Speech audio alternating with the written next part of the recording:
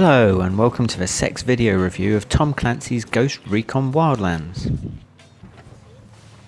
Ghost Recon games are usually tense, stealth-based affairs, but Wildlands throws you into a massive open-world environment of Bolivia and lets you choose how you want to play the game yourself. You and up to 3 friends play as a team of US agents who have been sent into Bolivia to take down the Santa Blanca drug cartel led by the insidious El Sueño. In an interesting gameplay twist, you don't just play through a set of linear missions.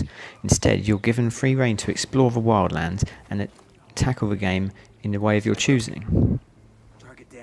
Through gathering intel as you explore, you get leads on several different sub-bosses and bosses at different levels in the Santa Blanca cartel. Each one you take down brings you one step closer to defeating the evil mastermind El Sueño.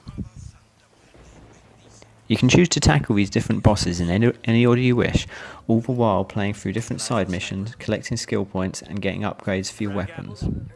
All of which combine to help make you a more effective silent assassin so that you can infiltrate different bases and take out your targets as quickly and as silently as possible. If that's what you choose, because there's always the option to go in guns a-blazing and cause a little bit of destruction if that's what you prefer. As interesting as it is, working through the different sub-bosses and gathering intel on how to defeat each one, it quickly becomes repetitive.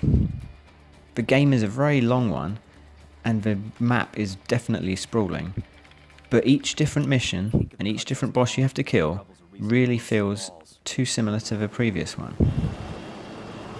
There is far too little variety from one mission to the next, and it quickly becomes a grind having to go through the same old actions each time you have to take down a boss. The experience on the whole is improved massively, however, when playing with a friend, whereby the use of the in-game gadgets and drones help you spot your enemies, plan your attacks and synchronise your kills. And of course it's just as much fun to grab a vehicle, jam it full of all your friends hanging out the windows with machine guns and cause some chaos and destruction. If Wildlands was just a bit more focused on quality rather than quantity, then there are really some interesting ideas at play. It just seems like a massive shame, but all of the interesting gameplay elements that are introduced in the title are just muddied down by the repetitive nature.